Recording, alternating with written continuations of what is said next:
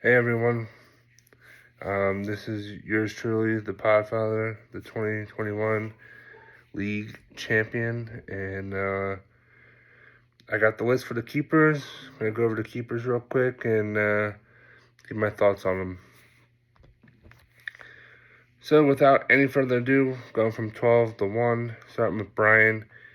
He had the chance to keep either Herbert, Deshaun, Kenneth Walker, Devontae Smith, Deontay Johnson, Brandon Ayuk, Chris Olave, Calvin Ridley, or Mecole Hardman.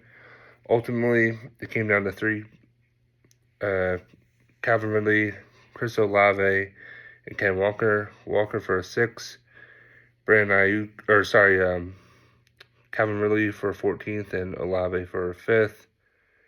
And ultimately, Brian took Chris Olave, wide receiver from the Saints. I think this is kind of a tough decision with Olave being the number one receiver. Michael Thomas is never healthy. But being able to keep Calvin Ridley for a 14th is also great value, but he's coming off of not playing since his gambling incident, being suspended for the year. So, given Olave's year last year, Michael Thomas is never really healthy. And the Saints have a cupcake schedule, considering they play in the NFC South, but they don't really play Mahomes, Herbert, who else? Josh Allen. They don't play any of the big guns, so they have an easy schedule. They should be able to win most games. And if Brian doesn't take Olave, I would imagine Sean and Tyler would have.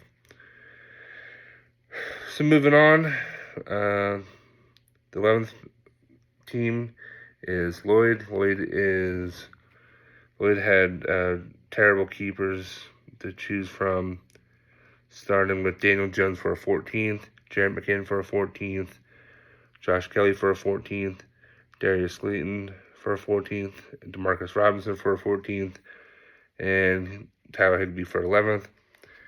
Lloyd picked Higbee.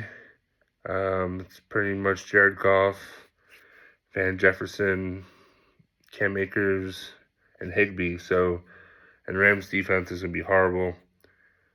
Aaron Donald's the only good player on defense there for the most part. And so they should be behind most games, and Higbee's not a bad option.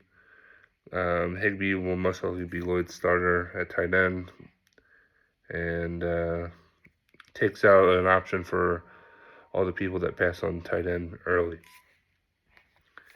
So Lloyd's keeping Higbee for 11th. Moving on, Jimmy's picking Garrett Wilson for a 10th. His options weren't they were better than Lloyd's. He could have kept Isaiah Pacheco for a 10th, Boyd for an 8th, Jameson Williams for a 10th. But Garrett Wilson is now going to have Aaron Rodgers at quarterback. Definitely upgrade over Zach Wilson. And if he wasn't a keeper, Garrett Wilson would easily go in late first, early second. So Jimmy gets to keep him for an 8th. And it's a slam dunk pick, obviously.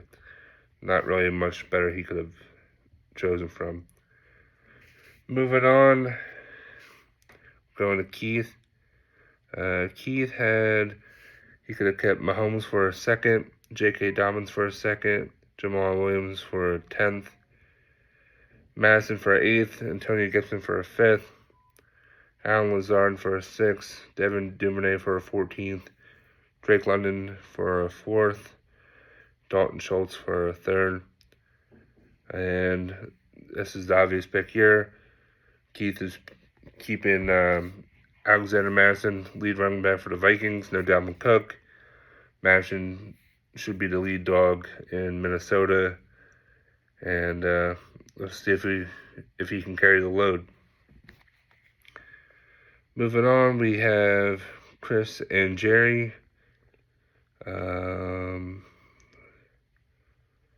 So they could have kept Derek Carr, A.J. Dillon for a third, James Cook for a sixth, Latavius Murray for a 14th, Cordell Patterson for 11th, Curtis Samuel for a 14th, and Dallas Goedert for a 4th. Ultimately, Chris and Jerry are keeping Tua. They did made the deadline trade to acquire Tua, sending Patrick Mahomes to Keith. What this really comes down to is health. Can Tua play all 17 games? And if he does, should be decent with Waddle and Tyreek Hill.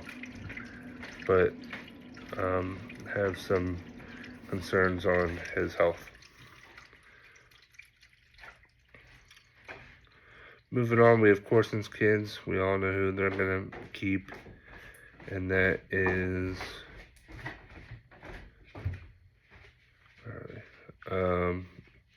Justin Jefferson for a 4th. They could have kept Hollywood Brown for an 8th. Or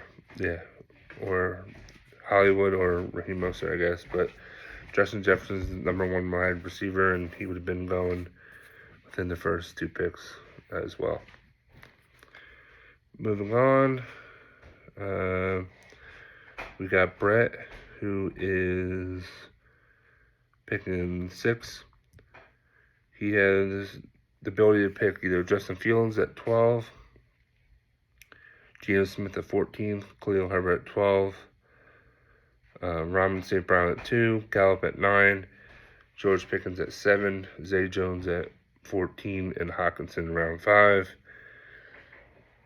After weeks and many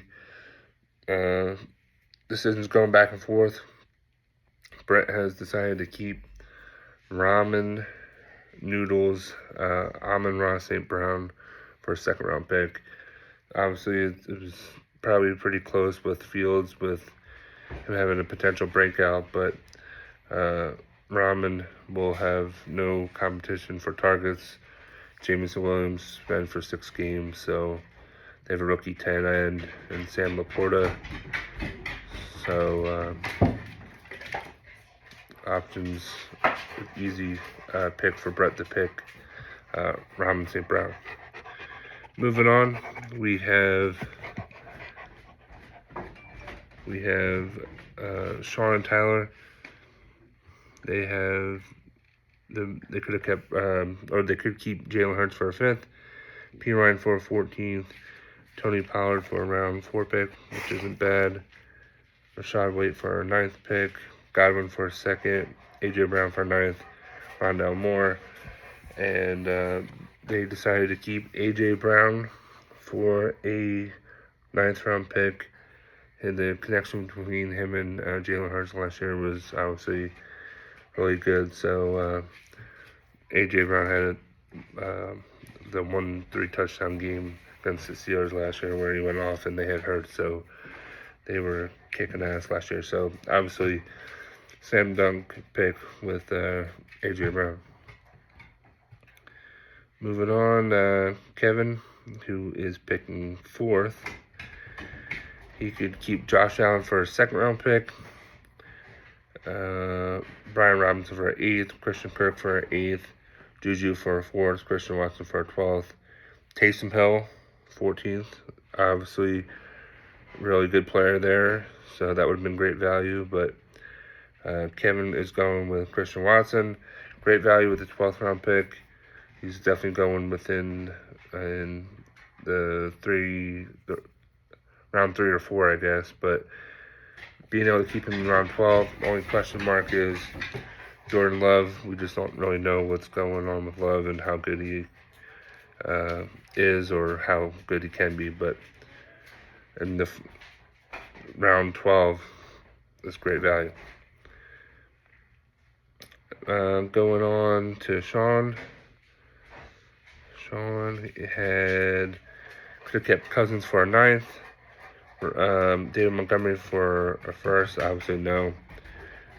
Ramondre Stevenson for a 6th, Cooper for a 3rd, Michael Pittman for a 5th round pick, T. Higgins round 2, Tyler Lockett round 7, Gerald Everett round 14, I think he's going like almost undrafted. I thought it would really be down between Pittman and Stevenson, but with uncertainty with Anthony Richardson playing quarterback, I guess was kind of big question mark. So Sean is keeping Ramondre Stevenson for a 6th round pick. Only unfortunate thing for Sean is Stevenson comes up short at the goal line. So they brought in Zeke to be the goal line back.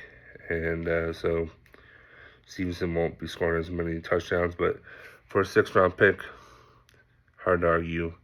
And he'd probably be going in the 2nd round easily if he was available. Moving on, we have Dum Dum picking number 2. And where is he at? So he has Lamar for 2nd. Miles Sanders round 1, definitely not. Singletary round 5.